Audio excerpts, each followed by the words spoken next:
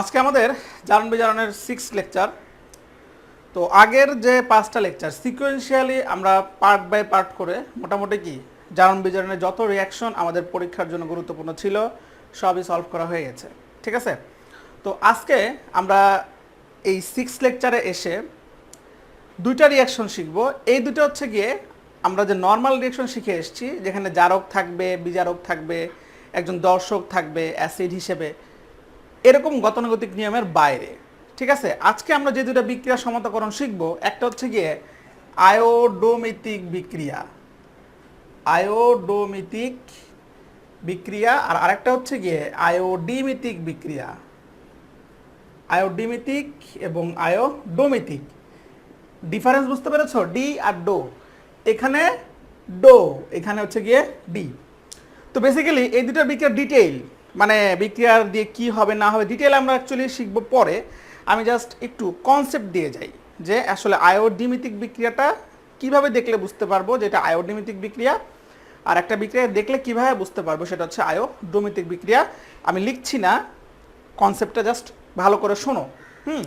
আগেই বলছি এই দুটো ডিটেল আমাদের শিখতে হবে পরে, মানে আয়োডোমিতিকের নিয়ে আলোচনা আমাদের আছে, সেটা আমরা থিওরিটিক্যাল নলেজের মধ্যে শিখবো। অ্যাকচুয়ালি আমাদের এখন আসলে বিক্রিয়া সমতাকরণটাই ফোকাস, এই জন্য জাস্ট আইডিয়া দিয়ে যাচ্ছি যে আয়োডিমিতিক বিক্রিয়াটা কি এবং আয়োডোমিতিক বিক্রিয়াটা কি। শোনো, আয়োডিমিতিক বিক্রিয়া হচ্ছে গিয়ে যখন প্রমাণ আয়োডিন দ্রবণের সাহায্যে, প্রমাণ আয়োডিন দ্রবণ মানে কি, যেই আয়োডিনের ঘনমাত্রা আমাদের জানা আছে, যখন প্রমাণ আয়োডিন দ্রবণের সাহায্যে সোডিয়াম থায়োসালফেট, সোডিয়াম থায়োসালফাইড, আর্সেনাইড ইত্যাদি পদার্থের টাইট্রেশন করে এদের পরিমাণ নির্ণয় করা হয়, তখন তাকে বলা হয় আয়োডিমিতিক বিক্রিয়া। দ্যাট মিনস এখানে আয়োডিনের সাহায্যে থায়োসালফেট জাতীয় যে রাসায়নিক দ্রব্যাদি আছে এগুলোর কি করা হয়, পরিমাণ নির্ণয় করা হয়, ঠিক আছে। আর আয়োডোমিতিক বিক্রিয়াতে উল্টা কাজ, ওইখানে আয়োডিনের পরিমাণ নির্ণয় করা হয়, ঠিক আছে। ওইখানে আসলে কি করা হয়, তোমার হচ্ছে গিয়ে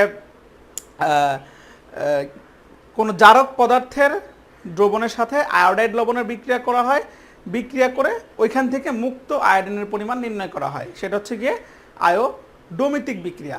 তাহলে আয়োডি এবং আয়োডোর মধ্যে বেসিক পার্থক্য কি, আয়োডিমিতিক বিক্রিয়াতে আয়োডিনের সাহায্যে থায়োসালফেটের পরিমাণ নির্ণয় করা হচ্ছে, আর আয়োডোমিতিক বিক্রিয়াতে মুক্ত আয়োডিনের পরিমাণ নির্ণয় করা হচ্ছে, ঠিক আছে।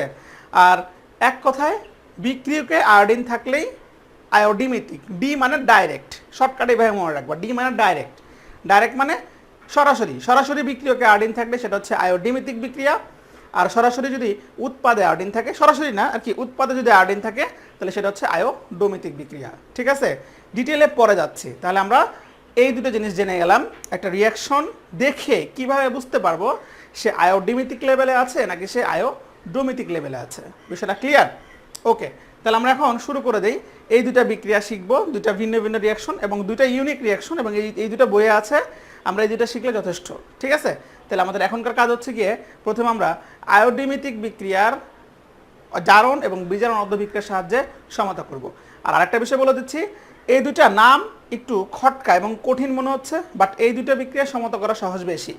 আগের বিক্রিয়াগুলোতে কিন্তু কাজ বেশি ছিল। কাজ বেশি কি জন্য ছিল, ওইখানে তিনটা কি থাকতো, বিক্রিয়ক থাকতো, একটা জারক, বিজারক, তারপরে কি একজন দর্শক অ্যাসিড হিসেবে, তাই না। বাট এইখানে আয়োডিমিতিক বিক্রিয়াতে কোনো দর্শক অ্যাসিড থাকবে না, কোনো ক্ষার থাকবে না, এখানে জাস্ট সিম্পলি আয়োডিনের সাহায্যে কাজ করা হবে, ঠিক আছে। এই জন্য বিক্রিয়া ছোট এবং সহজ, তবে দুই একটা জায়গায় একটু ঝামেলা আছে, ঝামেলাগুলো ক্লিয়ার করে দিলেই শেষ। হ্যাঁ, তাহলে ফার্স্টে আমরা শিখবো আয়োডিমিতিক বিক্রিয়া।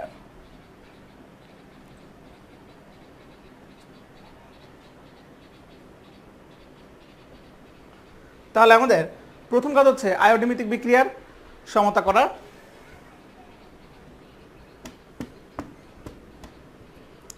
তাহলে একটা বিক্রিয়া লিখে ফেলি, সেটা হচ্ছে গিয়ে Na2H2O3। এই জিনিসটাকে বা এই যৌগটাকে তুমি চেনো, সেটা হচ্ছে কি সোডিয়াম থায়োসালফেট। এটা আমরা আগেও দেখেছি, জারণ বিজারণের ফার্স্ট লেকচারে দেখেছি। এর সাথে আয়োডিন লবণের বিক্রিয়া করা হয়। তো এইখানে উৎপাদটা কি উৎপন্ন হতে পারে, আমরা বেসিক্যালি শিখে এসেছি যে আয়োডিন থাকলে আয়োডাইড পাওয়া যায়, বা আয়োডাইড থাকলে আয়োডিন পাওয়া যায়, তাই না। তো এখানে আয়োডাইডটা কি হওয়া উচিত, এখানে আয়োডাইড হওয়া উচিত সোডিয়াম এবং আয়োডিন, সোডিয়াম এবং আয়োডিন মিলে উৎপন্ন হবে কি সোডিয়াম আয়োডাইড। তাহলে আমাদের এখানে একটা উৎপাদ হচ্ছে গিয়ে সোডিয়াম আয়োডাইড। আর মনে রাখবা সোডিয়াম থায়োসালফেট থাকলে সেখানে সবসময় পাওয়া যায় সোডিয়াম টেট্রাথায়োনেট। এটা মুখস্থের মতো মনে রাখতে হবে, সোডিয়াম টেট্রাথায়োনেট। তাহলে সোডিয়াম টেট্রাথায়োনেটের সংকেত হচ্ছে গিয়ে Na2S4O6।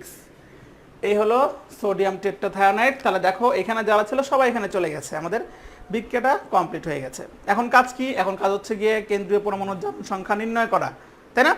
তাহলে এখানে কেন্দ্রীয় পরমাণু কি? অবশ্যই সালফার। তাহলে সালফার জারণ সংখ্যা বের করে ফেলি, 3 দুগুণে 6, 2। তাহলে এখানে দাঁড়াচ্ছে কত? +2, তাই না? আর আমরা জানি আয়োডিন বাস্তব গ্যাস, বাস্তব গ্যাসের জারণ সংখ্যা কি হয়? 0 হয়। আর এখানে আয়োডাইডে কি আছে? -1। আর এইখানে সালফারের জারণ সংখ্যা তুমি বের করো। আর ওটা বের করতে গেলেই না তুমি একটু খটকা খাবা, একটু আটকাবা। কেন আটকাবা একটু বুঝাই দিচ্ছি। দেখো সোডিয়ামের জারণ সংখ্যা +1 × 2, সালফারের বের করতে চাচ্ছি, তাহলে এখানে 4, হ্যাঁ O4 হয়ে গেছে, একটু ঠিক করে নাও, S4, তাহলে 4x, এখানে হচ্ছে গিয়ে -12 = 0, ঠিক আছে? তাহলে দেখো 4x - 10 = 0, x = +2.5। খটটা কি জন্য দেখছো? 2.5 এটার জন্য। তুমি মনে করো কখনো তো করোই না এরকম জিনিস, তুমি করেছো জারণ সংখ্যা সবসময় কি আসতেছিল? একটা পূর্ণ সংখ্যা। এখানে দেখতে পাচ্ছ জারণ সংখ্যা চলে আসছে কি? ফ্র্যাকশন। ভয় পাওয়ার কোনো কারণ নাই, যেই ফ্র্যাকশনটা আসছে তুমি ওটাকে নিবা, ঠিক আছে? বাকি কাজ তুমি তোমার রুলস অনুযায়ী করো, হয়ে যাবে। হ্যাঁ, তাহলে এখানে সোডিয়ামের এটা হচ্ছে গিয়ে +2.5। ক্লিয়ার? তাহলে আমরা আমাদের পরবর্তী ধাপে যাই। তো এখন এখান থেকে স্পষ্ট বোঝা যাচ্ছে যে সালফারের অবশ্যই জারণ হয়েছে, কারণ ওর জারণ সংখ্যা বেড়ে গেছে, সেটা যতখানি বাড়ুক, তাই না? আর আয়োডিনের জারণ সংখ্যা কমে গেছে, তাহলে আয়োডিনে কি হয়েছে? বিজারণ হয়েছে। তাহলে এবার আমরা শিখব জারণ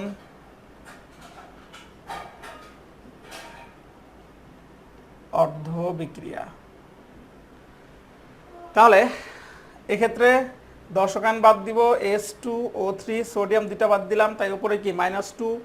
আর এখানে সালফারের জারণ সংখ্যা হচ্ছে গিয়ে +2। জারণ মানে ইলেকট্রন ছাড়ন, তাহলে কি মাইনাস ইলেকট্রন ছেড়ে সে রূপান্তরিত হয়েছে টেট্রাথায়োনাইট S4O6 2-, এখানে সালফার 2.5 লিখে ফেললাম। তাহলে এখন যদি আমরা সমতা করতে চাই, প্রথমত পরমাণুর সংখ্যা, তাহলে সালফার 2টা, 4টা, অক্সিজেন 3টা এবং কি বসে 6টা। তাহলে আমরা এখানে কি করব? জাস্ট 2 দিয়ে গুণ দিয়ে দিব। তাহলে কি হলো? 2 দুগুণে 4, 3 দুগুণে 6, 4 6 মিলে গিয়েছে। হ্যাঁ, এবার আমরা চলে আসি ইলেকট্রন সমতার মধ্যে। সালফারের জারণ সংখ্যা ছিল 2, হয়ে গেছে 2.5। তাহলে কতটুকু বেড়েছে? 0.5, তাই না? তো 0.5 বেড়েছে কয়টা সালফারের জন্য? হ্যাঁ, অবশ্যই একটা সালফারের জন্য। তাহলে এখানে 2 থেকে 2.5, দ্যাট মিনস 0.5 বেড়ে গিয়েছে একটা সালফারের জন্য। বাট আমাদের ইকুয়েশনে সালফার আছে 2 দুগুণে 4, তাহলে একটা সালফারের জন্য ইলেকট্রন বেড়ে যাচ্ছে 0.5। তাহলে 4টা সালফারের জন্য কি হচ্ছে? 0.5 × 4 কত হলো? 2। তাহলে আমরা ইলেকট্রনের আগে কি দিব? 2 দিয়ে গুণ করে দেব। দেখছো, কোনো টেনশন নাই, ইলেকট্রন তো আমি কি পেয়ে গেলাম? পূর্ণ সংখ্যা পেয়ে গেলাম। সো কোনো ঝামেলা নাই। তাহলে এটা হচ্ছে গিয়ে সমীকরণ 2। এবার বিজারণ অর্ধবিক্রিয়ায় যাই।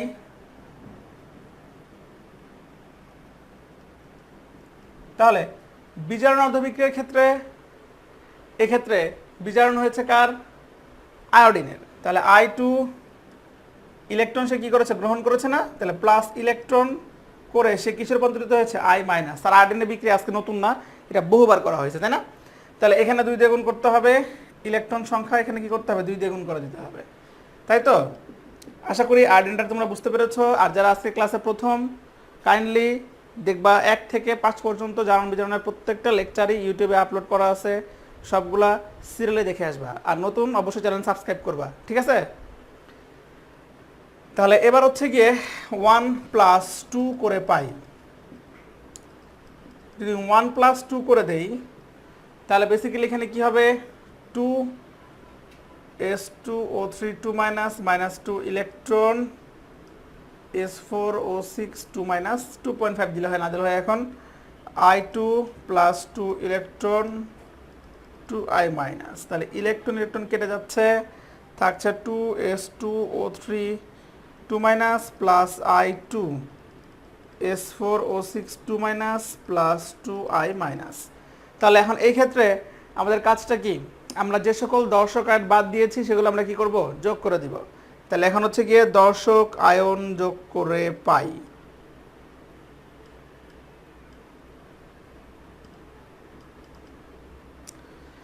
তাহলে এর সাথে দর্শক কে ছিল, সোডিয়াম। তাহলে Na2S2O3, দেন সামনে কি দিব আমরা, 2 দিব, তাই না? এর সাথে কেউই ছিল না, তাহলে সে একাই থেকে যাচ্ছে। এর সঙ্গে দর্শক কে ছিল, সোডিয়াম। তাহলে এখানেও কি Na2S4O6, ওর সঙ্গে ছিল সোডিয়াম, NaI, সামনে দিলাম হচ্ছে গিয়ে 2। ক্লিয়ার? তাহলে মিলিয়ে নেই, সোডিয়াম দেখতে পাচ্ছি 2 দুগুণে 4, এখানে 2 আর 2 4, ওকে। সালফার 4, সালফার 4, অক্সিজেন 3 দুগুণে 6, 6টাই রয়েছে, এবং আয়োডিন 2টাই রয়েছে।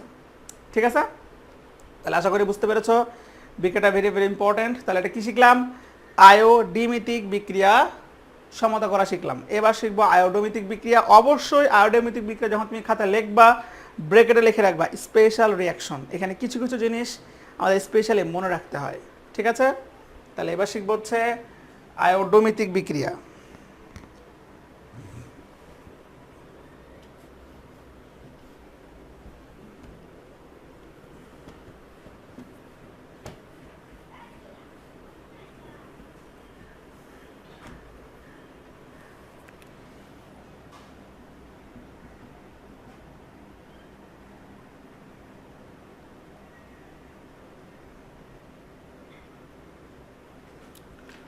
তাহলে আয়োডোমিতিক বিক্রিয়া কি বলেছিলাম, জারক কোনো পদার্থের লবণের সাথে কি করতে হবে, আয়োডাইড লবণের বিক্রিয়া হবে, হয়ে সেখান থেকে মুক্ত আয়োডিনের পরিমাণ নির্ণয় করা হবে। ঠিক আছে? তাহলে এখানে নেওয়া হলো জারক পদার্থ হিসেবে কপার সালফেট, এর সাথে কি করা হবে, আয়োডাইড লবণ নেওয়া হবে। তাহলে এখানে নেওয়া হলো পটাশিয়াম আয়োডাইড। তাহলে বেসিক্যালি এই রিয়াকশনে কি কি উৎপন্ন হওয়া উচিত, আমরা বুঝতে পারতেছি যে এখানে অবশ্যই আয়োডাইড থাকলে উৎপন্ন হবে আয়োডিন, এটা নিয়ে কোনো টেনশন নাই। তারপরে পটাশিয়াম এবং সালফেট মিলে উৎপন্ন হওয়া উচিত পটাশিয়াম সালফেট। তাহলে এখানে আরেকটা উৎপন্ন হবে পটাশিয়াম সালফেট K2SO4। লাস্ট যেটা উৎপন্ন হচ্ছে এটাকে মুখস্থের মতো মনে রাখবা, এখানে কপার কার সঙ্গে যেতে পারে বলো তো, পটাশিয়ামের সঙ্গে তো সে কখনোই যাবে না, কারণ কপারও পজিটিভ, পটাশিয়ামও কি পজিটিভ। তাহলে সে অবশ্যই আয়োডিনের সঙ্গে যাবে। এখানে যেটা হয় যে কপার আয়োডিনের সঙ্গে গিয়ে উৎপন্ন করে কপার আয়োডাইডের একটা ডাইমার। ডাইমার মিন্স 2টা কপার আয়োডাইড। ফার্স্ট পার্টের 3rd চ্যাপ্টার যখন ক্লাসে পড়াইছি এই ডাইমার ফাইমার কিন্তু ক্লিয়ার করে দিয়েছি। ঠিক আছে? আবারও বলে দিচ্ছি, এটা হচ্ছে একটা কপার আয়োডাইড, এটা হচ্ছে মনোমার, আর এরকম 2টা কপার আয়োডাইড মিলে পাওয়া যায় ডাইমার। তাহলে এই রিয়াকশনে যেটা হয়, কপার আয়োডাইডের একটা ডাইমার পাওয়া যায়। তাহলে এখানে হবে কি Cu2I2। তাহলে এখানে কি পাওয়া গেল, কপার আয়োডাইডের একটা ডাইমার পাওয়া গেল। ক্লিয়ার? তাহলে এখানে ওইটা মনে রাখতে হবে, এই জন্য বলেছি এটা কি একটা স্পেশাল রিয়াকশন। ঠিক আছে? লাইফে যেমন সব কিছুকে স্পেশালিটি দিয়ে মনে রাখো, এটাও কি স্পেশালিটি দিয়েই মনে রাখবা। বোঝা গেল? যাতে করে সাপোজ ধরো যে তুমি আর তোমার গার্লফ্রেন্ড দুজনেই এইচএসসি লেভেলে পড়ো, ধরো দুজন বসে তোমরা হচ্ছে গিয়ে পদ্মা গার্ডেনে বসে প্রেম করছো, তখন হচ্ছে গিয়ে একজন একজনকে জিজ্ঞেস করবা পড়ার ভিতরে, বলো তো যে আয়োডোমিতিক বিক্রিয়াতে কপার আয়োডাইডে কি পাওয়া যায়। তাহলে কি হবে, প্রেমও হবে, পড়াও হবে, তাই না? তাহলে এখানে পাওয়া যাবে কি, কপার আয়োডাইডের ডাইমার। ঠিক আছে?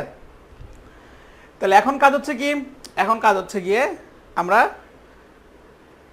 কেন্দ্রীয় পরমাণুর জারণ সংখ্যা নির্ণয় করব। এখানে বোঝাই যাচ্ছে যে কপার জারণ সংখ্যা +2, সালফেট তো সবসময় দর্শক হয়, আর এখানে কি আয়োডিন এ কি মাইনাস, তাই না? আর ওই পাশে তাহলে কার জারণ সংখ্যা বের করতে হবে, আয়োডিনের। দেখতেই পাচ্ছি আয়োডিনে কত আছে, 0। কত আছে, 0। আচ্ছা, আর ওইখানে কপার জারণ সংখ্যা কত আছে সেটা আমরা কি করি, বের করে নিই। তাহলে কিভাবে হবে, কপার 2টা 2x, আয়োডিনের জারণ সংখ্যা এখানে আয়োডাইড -1, 2 = 0। তাহলে আমরা দেখতে পাচ্ছি এখানে x চলে আসতেছে +1। তাহলে ওইখানে কপারের জারণ সংখ্যা হচ্ছে +1। তাহলে আমরা কি করব, এখানে একটা +1 সুন্দর করে দিয়ে দিব। বিষয়টা বুঝাতে পেরেছি যে এখানে কেন এটাকে স্পেশাল বললাম। তাহলে জারণ হয়েছে কার, কপারের। তাহলে জারণ অর্ধবিক্রিয়া,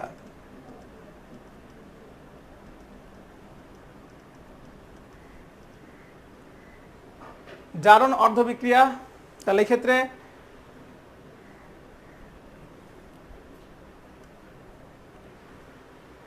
কপার 2+ থাকবে, দর্শক বাদ দিলে, মাইনাস কি ইলেকট্রন ছেড়ে দিল, ছেড়ে সে কি হয়ে গেছে কপার প্লাস। ঠিক আছে, এটাকে তুমি এই আকারেই লিখবা। আমরা কিন্তু ন্যাচারালি যেটা হয় যে জারণ সংখ্যা যখন এভাবে থাকে, আমরা মানে পরমাণু সংখ্যা যখন এভাবে থাকে আমরা লিখি না, আমরা এটাকে একবারে কি করি এই 2টা বাদ দিয়ে লিখি। এই ক্ষেত্রে এভাবে লিখবা, তোমার জন্য উপকারী হবে। তুমি যদি মনে করো না আমি এই 2 বাদ দিয়ে অনলি কপার লিখবো, তুমি লিখতে পারো, কোনো সমস্যা নাই, এখানে এটা কোনো ঝামেলা হবে না। ঠিক আছে, তাহলে এখন কপার 2টা এই পাশে কটা আছে, একটা আছে, তো মিলানোর স্বার্থে আমরা 2 দিয়ে কি করলাম গুণ করে দিলাম।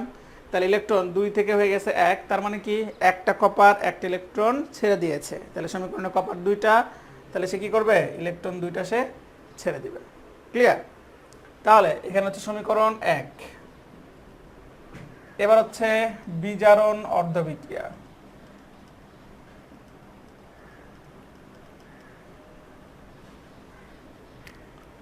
সো বিজারণ অর্ধবিক্রিয়াতে কোনো টেনশন নাই, এটা আমরা আগেও করেছি। I মাইনাস ইলেকট্রন গ্রহণ করেছে, করে সে হয়ে গিয়েছে I2, ইকুয়েশন 2। 0 এটাকে 2 দিয়ে গুণ করতে হবে, এটাকে কি 2 দিয়ে গুণ করতে হবে। আশা করি আয়োডিনের বিষয়টা তোমাদের একদম ক্লিয়ারলি জানাই আছে। তাহলে 1 + 2 করে দিলে হয়ে যাচ্ছে, তাহলে 1 + 2 করে পাই। তাহলে 1 + 2 করলে কি দাঁড়াচ্ছে Cu2 plus -2 electron plus 1, 2I minus plus 2 electron, এখানে I2 0। তাহলে ইলেকট্রন ইলেকট্রন আমরা কি করলাম বাদ দিয়ে দিলাম। তাহলে এখানে কি থাকছে 2Cu2 plus plus 2I minus plus I2 0। আর তুমি এই প্লাস 1কে শুধু প্লাস লিখলেও কিন্তু হবে, কপার 2 প্লাস এভাবে লিখলেও হবে, মানে Cu2 দিয়ে উপরে প্লাস দিলেও হবে। ঠিক আছে, তাহলে এবার আমরা কি করব দর্শক আয়ন যোগ করে পাই।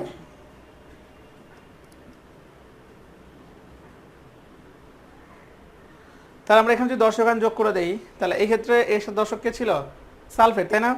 তাহলে CuSO4 এখানে কি করব 2 করে দিব, প্লাস এর সাথে কে ছিল পটাশিয়াম, তাহলে Ki সামনে 2। ঠিক আছে, তারপরে এর সাথে কে ছিল আয়োডিন, তাহলে Cu2I2 প্লাস আয়োডিন তো একাই, আর কে বাদ পড়েছে পটাশিয়াম সালফেট, এটা এখানে দিয়ে দিব। তাহলে এখানে হয়ে গেল কি K2SO4। ঠিক আছে, এখানে কিন্তু শেষ পর্যন্ত একটা টুইস্ট আছে। একটা বিষয় তোমাকে আমি অ্যাডভাইস দিচ্ছি যে জারণ বিজারণ বিক্রিয়াতে মিলানোর স্বার্থে যদি মনে করো একটা বাড়ি নিয়ে এসে বসাইতে হবে, সেটাও তোমার বসাতে হবে। এক কথায় মিলানোর জন্য যদি শেষ লাইনে এসে আমাদেরকে চেঞ্জ করতে হয় কোনো সংখ্যা, সেটা আমরা চেঞ্জ করতে পারবো, কোনো সমস্যা নাই। বিষয়টা বুঝতে পারছি? মিলানো বলতে কি উভয় দিকে সমতা করার স্বার্থে। ওকে, তাহলে এখন কপার 2টা রয়েছে, এখানে কপার 2টাই রয়েছে, কোনো সমস্যা নাই। দেন সালফেট 2টা, বাট এখানে কটা আছে একটা। তাহলে এখানে আমরা কি করব অবশ্যই এটাকে 2 দিয়ে গুণ করে দেব। ঠিক আছে, তারপরে পটাশিয়াম দেখছো 2 × 4 হয়ে গেছে, এই যেখানে 2 হয়ে গেছে। তাহলে কি করব, কিচ্ছু করার নাই, 2 এর লেসটা বাড়াই দিই। 2 এর লেস বাড়াই দিলে সে 2 কি হয়ে গেল স্টাইলিশ 4 হয়ে গেল, তাই না? তাহলে পটাশিয়াম 4টা মিলে গেছে, আয়োডিন দেখো 4, এই 2 আর 2 4 মিলে গিয়েছে। তাহলে এই হচ্ছে আমাদের আয়োডোমেটিক বিক্রিয়া, একটা স্পেশাল রিঅ্যাকশন ছিল। তাহলে এই হলো আয়োডিমেটিক এবং আয়োডোমেটিক বিক্রিয়া। নামে কঠিন হলেও কিন্তু বিক্রিয়া 2টা খুব একটা ঝামেলা না, তোমরা আশা করি পারবা। ঠিক আছে, তাহলে এই 2টা বিক্রিয়া ভালো করে প্র্যাকটিস করবা। আর এই 2টা বিক্রিয়ায় নিজে করে আমাকে আবার যেরকম ইনবক্স করছো অনেকে ইনবক্স করবা, হোমওয়ার্ক না পেলে তো বলেই দিয়েছি, বাসায় এবার ফোন দিয়ে দিব। সো এই ক্ষেত্রে এই 2টা বিক্রিয়া আবার নিজে করে আমাকে ইনবক্স করবা। আর আমাদের জারণ বিজারণের নেক্সট যে লেকচারটা হবে সেটা হচ্ছে বিক্রিয়ার শেষ লেকচার। দ্যাট মিন্স জারণ বিজারণের 7 নম্বর লেকচার হচ্ছে বিক্রিয়ার শেষ লেকচার, এবং ওটা হচ্ছে একটা কি ম্যাজিক লেকচার। এই জন্যই ম্যাজিক লেকচার, অনেকে ক্লাসের অনেক নাম দেয়, আমি এত বিশেষণ দিলাম না, শুধু ম্যাজিক বললাম এই জন্যই, কারণ আমরা ওই ক্লাসে দেখব কিভাবে এত বড় বিক্রিয়া না করেও কি করা যায়, জারণ বিজারণ বিক্রিয়া মুখে মুখে সমতা করা যায়। ওইটা আমাদের প্রয়োজন পড়বে, তাই আমরা ওই ক্লাসে শিখে ফেলবো। ঠিক আছে, তাহলে হোমওয়ার্কটা ঠিকঠাক দিবা। আর সে পর্যন্ত ভালো থাকো, সুস্থ থাকো, আল্লাহ হাফেজ।